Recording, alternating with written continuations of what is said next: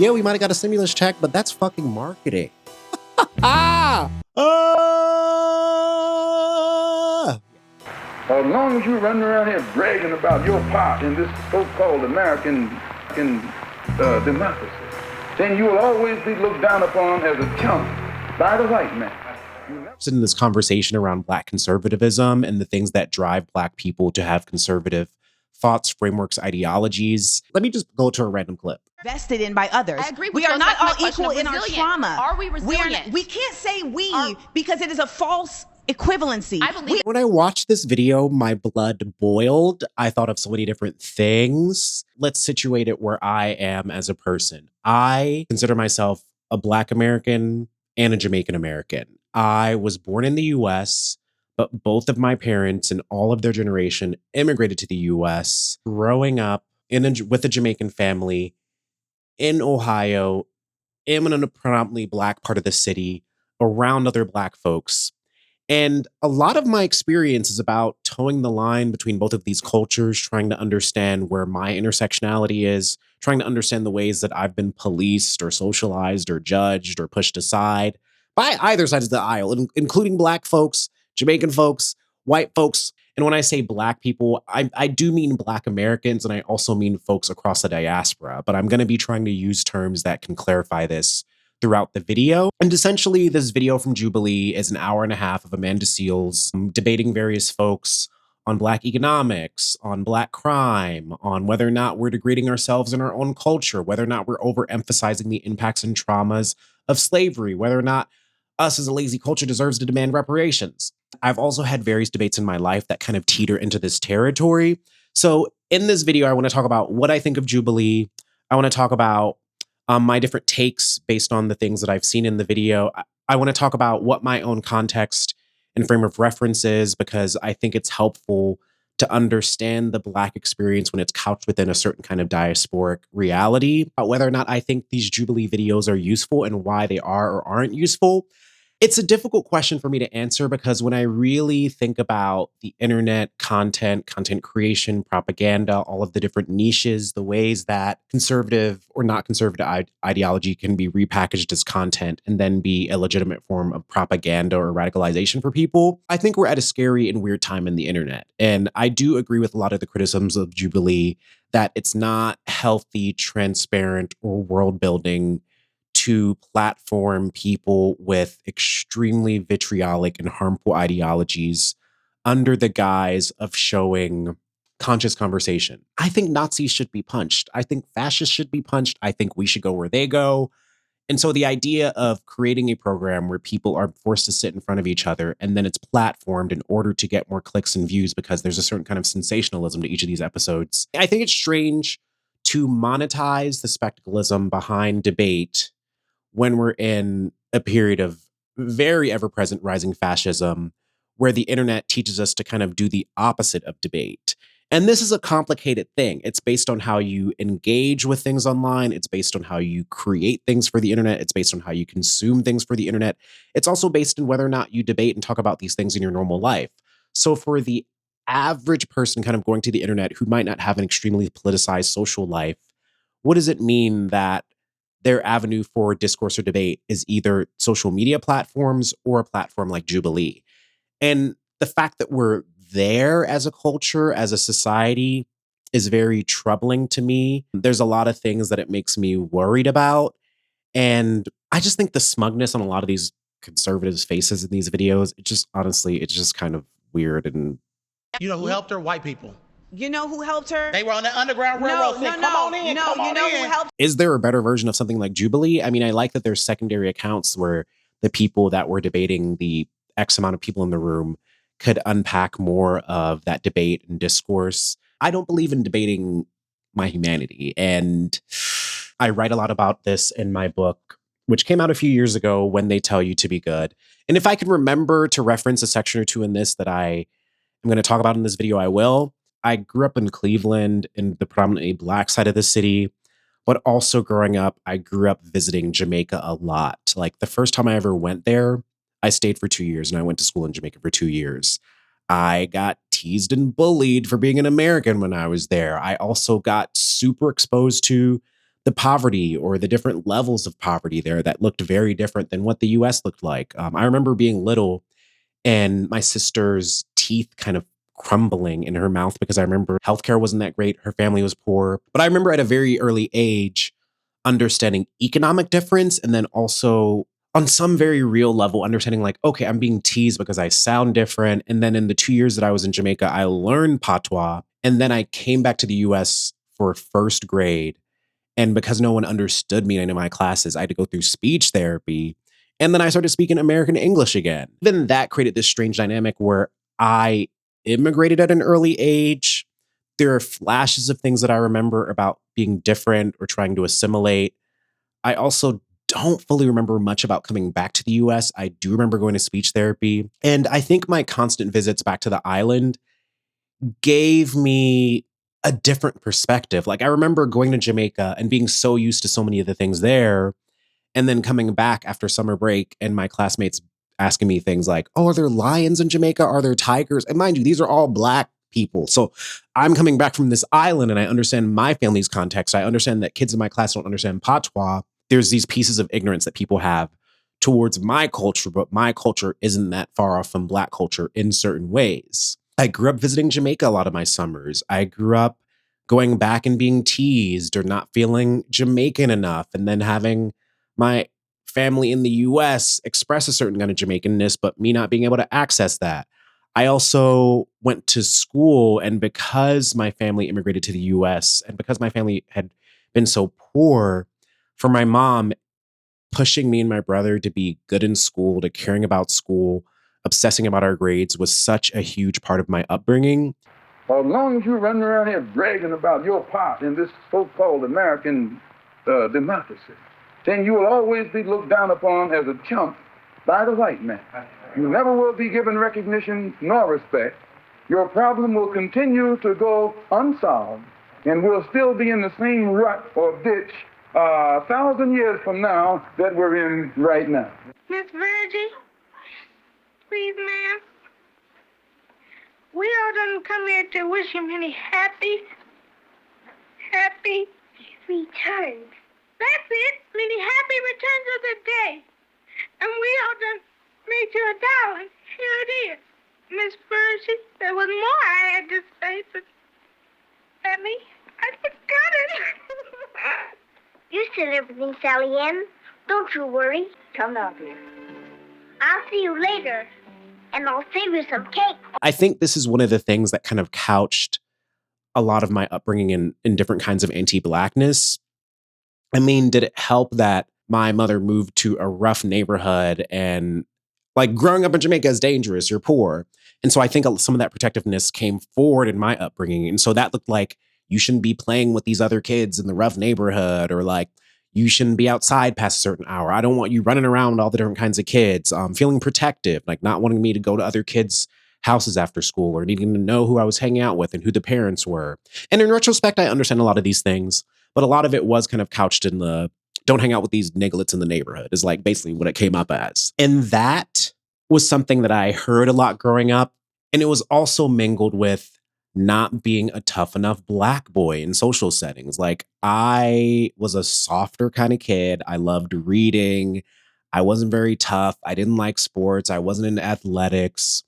And that in so many ways put me in opposition to a lot of my classmates because I was taught to talk a certain way. I loved reading. I wasn't very tough. When I look back at it, I was just a queer kid that hadn't come into my sexuality. But the things I liked were things that went against certain traditional ideas of masculinity, especially Black masculinity. So I remember being in school and being teased because I didn't talk like the other kids, teased because I didn't like sports, teased because I wasn't hitting on girls or performing the act of hitting on girls all the time, being told I wanted to act white, that I thought I was better than other people.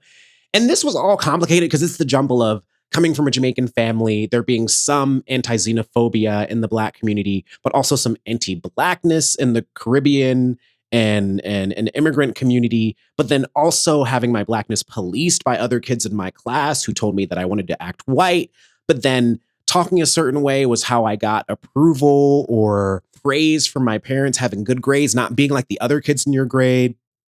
And so there were a lot of messages I got growing up. And I remember up until 9th or 10th grade, these messages kind of made sense, didn't really make sense. And then I entered middle school and I was bullied a lot for being perceived as gay. And I kind of realized I was gay around that time. I remember in middle school, my understandings of racialization really shifted when I got into this 3-summer-long program that was supposed to be for underprivileged Black youth, Black boys in the city. This was the first time that I was super duper in a space with only Black boys, only Black men. And I got to really kind of see how Black gender was constructed. Like immediately in this program, I was bullied. I realized lots of other kids came from richer families, more suburban families.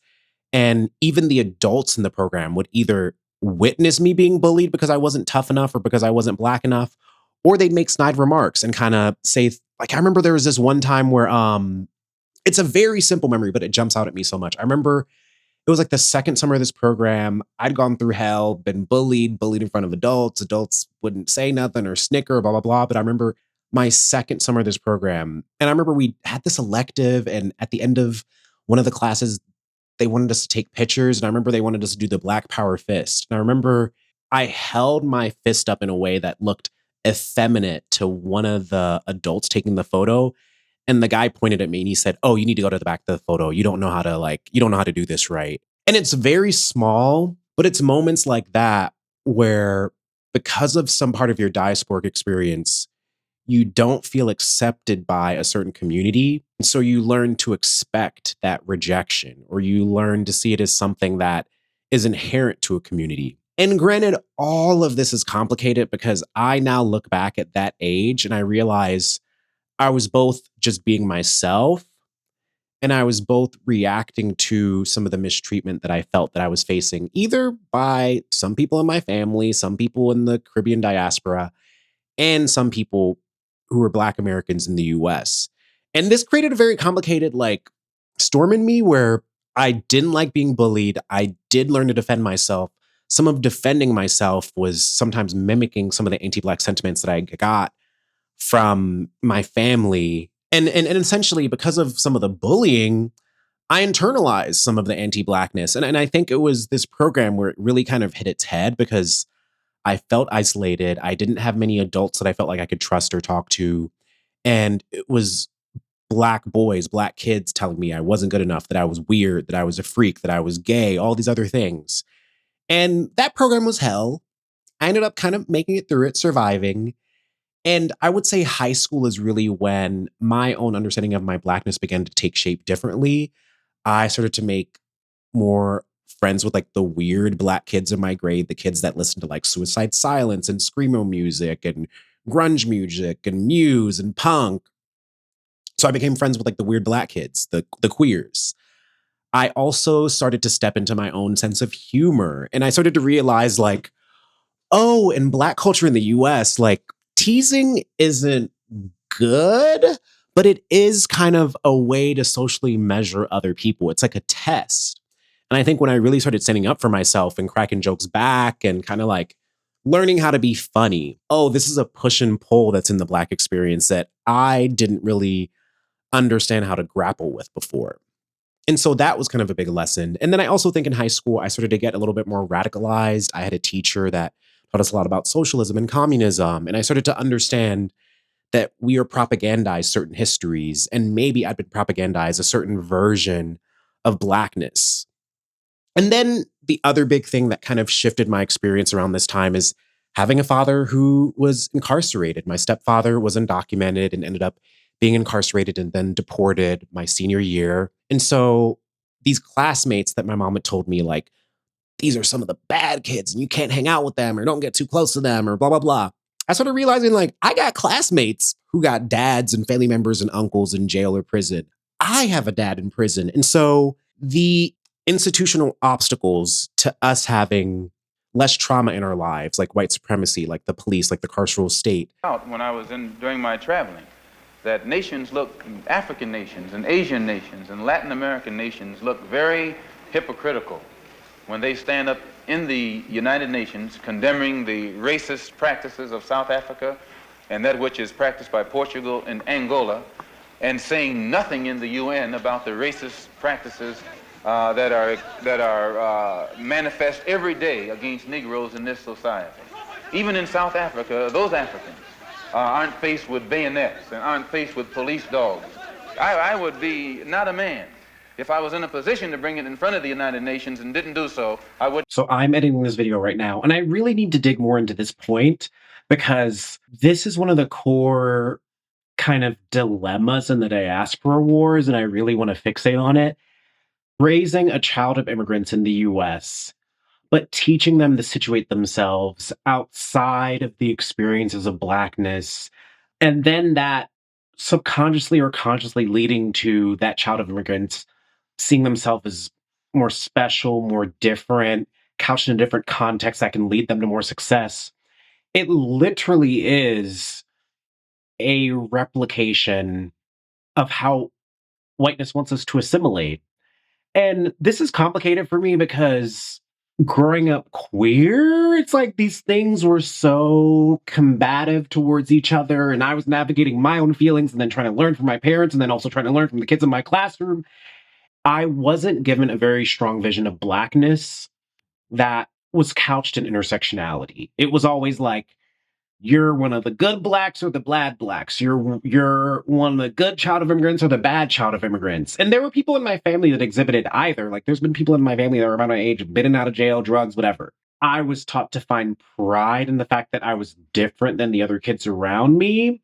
And that's the complicated part. And I think when you watch this Jubilee video, there's some kind of trauma, there's some kind of otherization, there's some kind of bullying, some kind of process of denigrating someone who doesn't exhibit a monolithic form of Blackness. And that deviation from the monolithic form of Blackness might be you don't talk like the other Black people that you grew up with, or for some people it might be that you actually think you're better than them, or you're bullied and then you have to find a belief that you have value, and maybe that value is in contrast to other N-words around you. You know what I mean? It's such an interesting thing to explore and think about. And I even think about the difference between me and my brother. My brother didn't immigrate to Jamaica at a young age like I did. He grew up visiting and then spending certain summers there, just like I did, but he spent more time there when he was older. And then his own relationship to his sexuality, that's a whole different thing. There's a lot of complicatedness in Blackness and identity and being a part of the diaspora.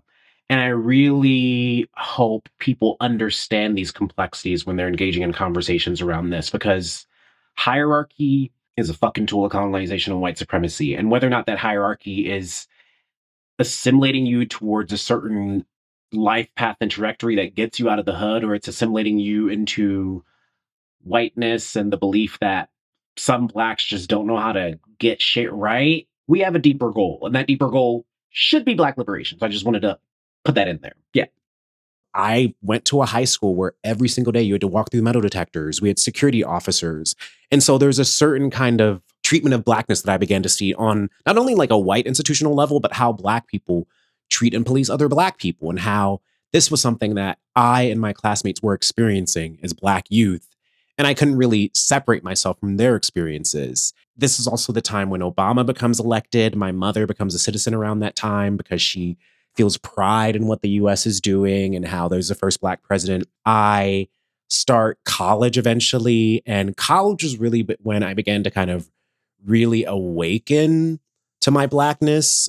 And I've mentioned this in a few writing videos, but some other context is when I was 12, I started getting into writing.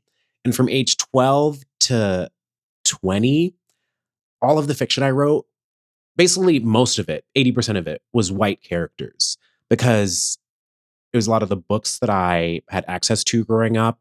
It was also this desire to kind of see or be in something else that wasn't like what I was growing up. Like, having white characters felt more adventurous to me. And so this started to change in college, and there's a lot of different reasons it started to change. I started to once again find the queer weirdo crowd. These were the punks, the POC folks, the white folks, the people that were just weird and would make out with each other and drink 40 ounces. Like, I loved that shit in college. And my senior year was when Michael Brown was killed. And I really was shaken up by that. I had a friend that had gone to Ferguson and opened up the opportunity through something that Ferguson organizers were organizing called Ferguson October to visit Ferguson. And I actually write about it in my book, but I visited, and I remember there was a night protest in March to the Ferguson Police Department. And the entire time I was going, I was thinking of all the rules about police and how you shouldn't be in the wrong place at the wrong time. And if you kind of are in the wrong place at the wrong time, it's kind of your fault. I remember going to Ferguson and having all those thoughts replay in my head again and again. And like, oh, if something goes wrong, it's going to be my fault and blah, blah, blah. And I remember there was this night march where we gathered at the spot where Michael Brown was killed. And then we marched to the Ferguson Police Department and we were marching in the streets. I remember being so scared about what was going to happen and whether or not there'd be police violence and whether or not something would happen to me or my friends. And then I looked out at the houses in the neighborhood and I saw people stepping outside of their front doors, like clapping, giving the Black Power fist.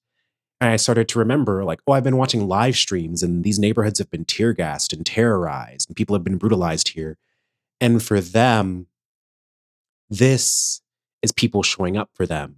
And this flip switched in my head where I realized all of the negative images, the non-productive Black people that I'd been told about, the things I've been taught to avoid, the things that were bad for our culture. I started to understand that even if Black people don't show up perfectly, even if we make mistakes, even if they're doing drugs or doing illegal shit, they still deserve justice.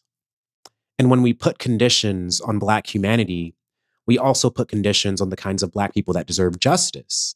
And this was the first time where it crystallized in my mind so sharply where I realized I don't want any separation between me and these other people in the diaspora, these other Black folks, these Black Americans.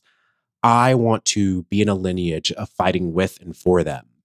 And granted, this was complicated because, mind you, my senior year, I was known as like the protest kid. I hung out with all these radicals. Not all my friends were Black. I went to a lot of different kinds of parties. And I remember there were lots of times where I was organizing around BLM and other Black students would either say I was being too radical, I was being too loud, or I was doing that white radical militant shit. And so even as I was awakening to the beauty and complexity of the Black experience, I also got to see how certain Black folks were more aligned with assimilation or complacency, and that positioned them as one to judge other Black people that stepped outside of those boundaries and to claim it as too radical or too white or whatever. And it was also this mode of behavior that ensured maybe you'd be a little bit more successful, maybe you'd make it there.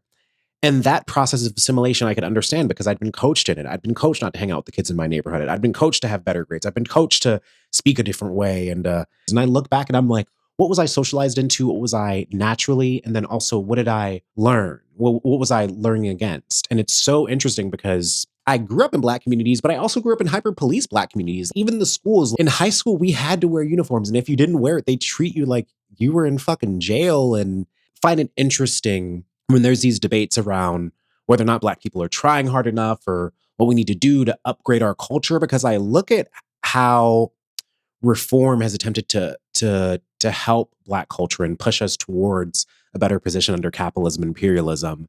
And some of the reforms are just renaming the different kinds of carcerality that we can experience. And that to me is what's complicated and isn't fair. And I think it's worth talking about.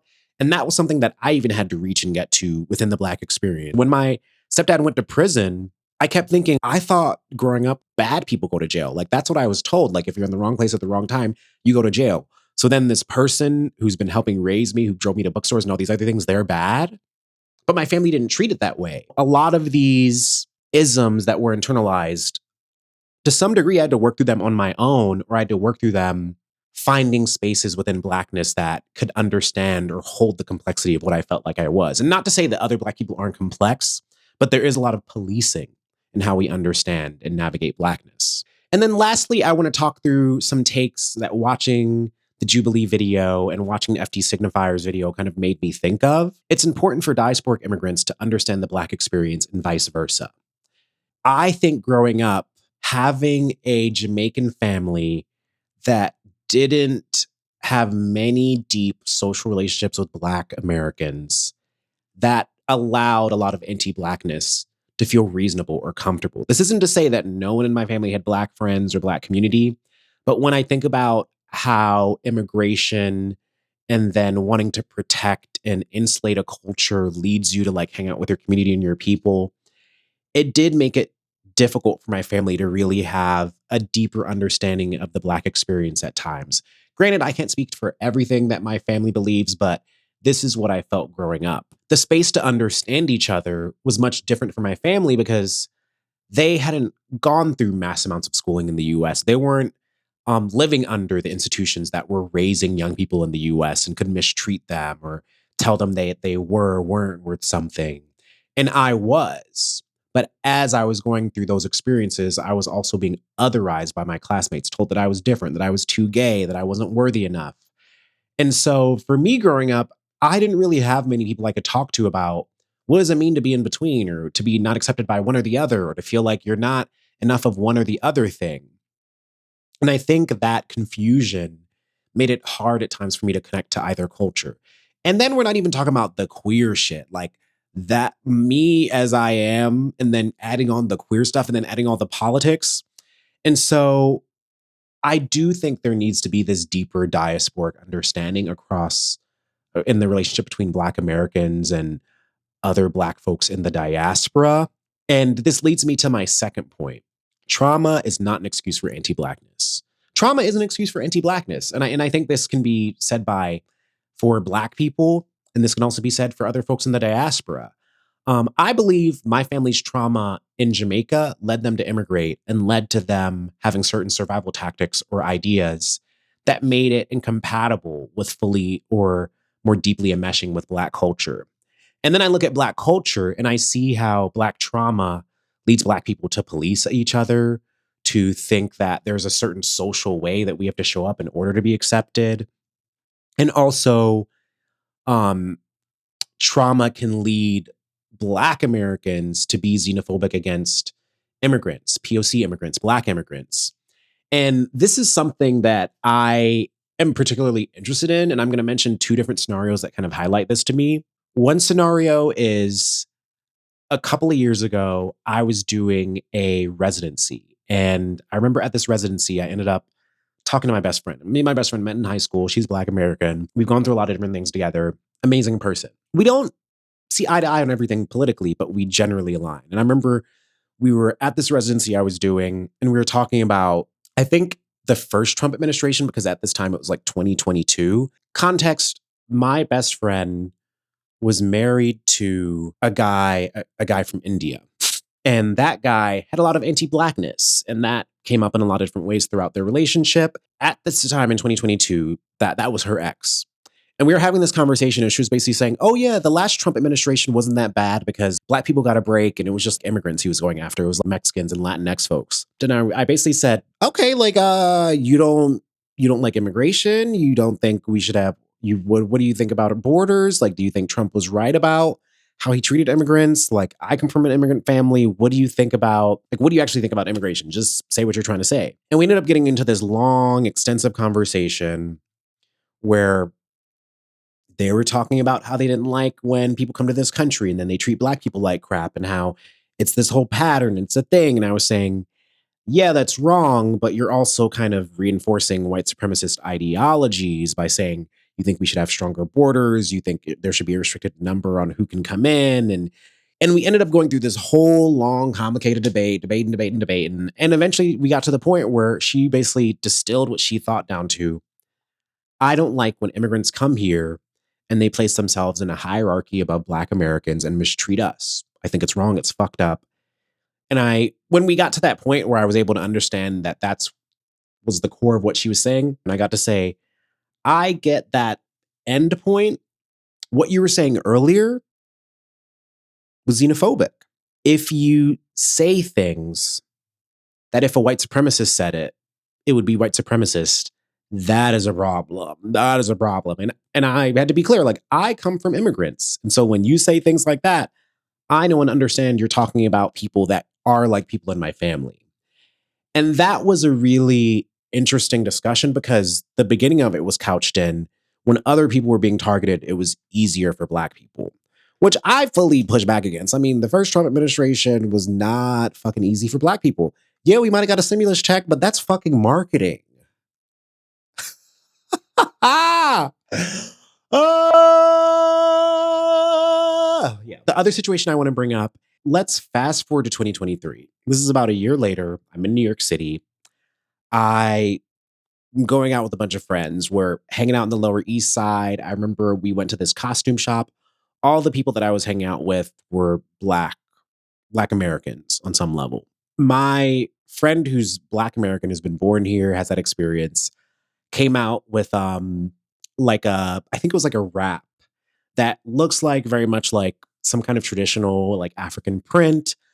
I'm not super versed on the different kinds of fabric or prints or their meanings, but I understand that different locations throughout Africa, different tribes, different backgrounds have different pieces of fabric and symbols that represent certain things in their history. And I remember we were just costume shopping and I kind of made a joke. I was like, oh, you don't want to culturally appropriate by like wearing that? Like, do you know where that's from in Africa? And my friend, who's Black American, got pissed. We ended up debating. She ended up kind of saying, like, you don't actually know where my family, I don't know where I'm from, and you don't know either. And it's fucked up of you to police me. And like, so I just can't wear anything because I come from a culture where we've had to experience like slavery on this land and all this other. And we were just debating. We were going toe to toe to toe. And I was just saying, I honestly meant it as a joke, but I also do think it's important for Black Americans to understand all of the distinctions of different Black and other cultures throughout the diaspora. It's important to understand that there are Africans of different backgrounds that believe and understand that some of the things that Black Americans do to feel more connected to the homeland is a form of co-optation, is a form of romanticization. I don't think this is necessarily what you were doing in this moment, but I made that joke because it's something that I do think we should be careful of.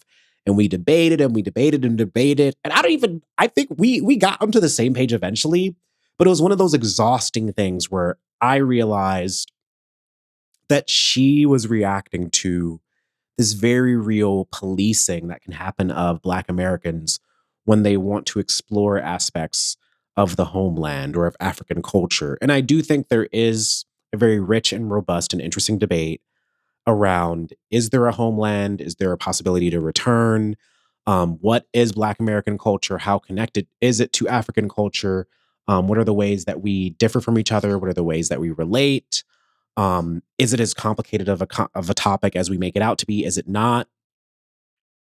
Personally, as someone that comes from an immigrant family, I've seen the ways that some Black Americans can be ignorant towards immigrant experiences. And I've also seen vice versa. Like I remember in college, I started getting way more into wanting to read about Black radical literature and Black history. And I remember I was ordering all these books and like reading them in my senior year and in some of the time after when I was living at home. And I remember my family, my mom would joke and call me Father Africa. When I started getting my locks for the first time in like 2016, my family didn't want me to have locks because it was considered like a messier, dirtier, more unprofessional hairstyle. As I became more understanding of my racial and cultural background, I got to understand how colonization and white supremacy operated in each. This desire to police and to hold a certain kind of monolithic Blackness, to judge and critique anything that went outside of that because it's seen as like a sort of import. The same thing can be said for colonized cultures that view certain aspects of Western society or even like queerness. A lot of Jamaicans view that as like a Western or a white import. It's like, oh, they brought that over here, that dirty shit. It's interesting because regardless of who you are or where you land in the diaspora, I believe there's always some kind of unlearning and learning to do. I've had to do it throughout my life. I'm not perfect. I'm not at the end of my journey. I'm not here to police or tell anyone else that they're right or wrong.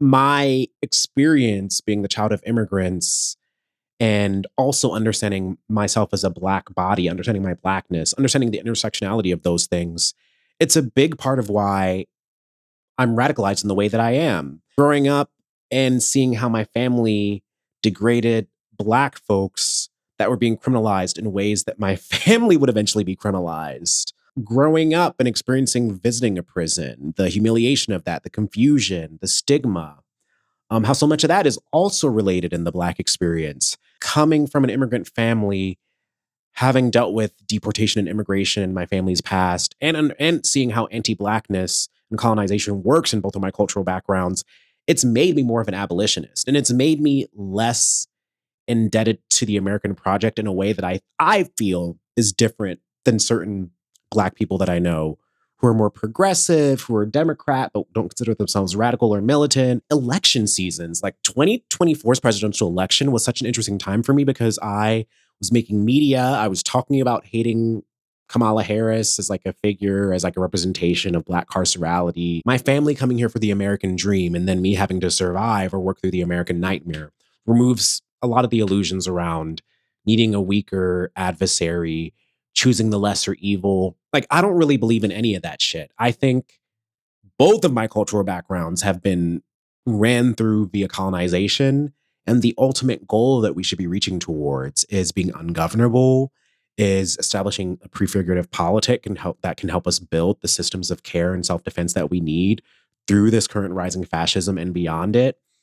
And that was where a lot of my frustrations came from during the presidential election, like hearing Black folks that were so afraid of Trump that they were willing to lean into encouraging people to vote for Kamala. And I think everyone's allowed to do what you need to do. I'm not a woman. I'm not of different identities where it's like I think people vote differently based on their geographic context and what they have to win or lose. For me, I'm not participating in a project that has literally innovated colonization and slavery in a way that has impacted my family's home country, Jamaica. This peculiar position that I find myself in, that I find myself relating to other child of immigrants through and other Black folks through, it's what really has pushed me to be the abolitionist I am, to understand, like, yeah, there have been people in my family that are considered the bad immigrants, and I fully believe in their humanity. Yeah, there are also Black folks in the Black community that completely negate my humanity or the humanity of women or trans folks. And although I believe some of those people deserve to have their shit rocked or they need to go through a lot of education, I still believe in their humanity as well. I don't believe that there is a Black subject that isn't deserving of help unless they're literally doing the work of white supremacy for it and they have no ability to like learn or build or grow or move. And it's a complicated thing, right? Like, we don't want to see other people that look like us as the enemy, but what happens when they spew the enemy's lines and words and ideologies?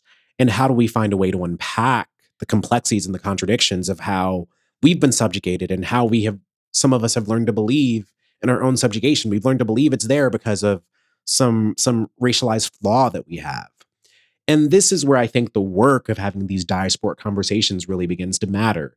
Not in the spectacleized debate setting like Jubilee, not when we're drunk and heated at a party, but I believe over food, over long periods of time, over periods of time where we're able to get into different things and to understand the different ways that we've been impacted by white supremacy and vice versa.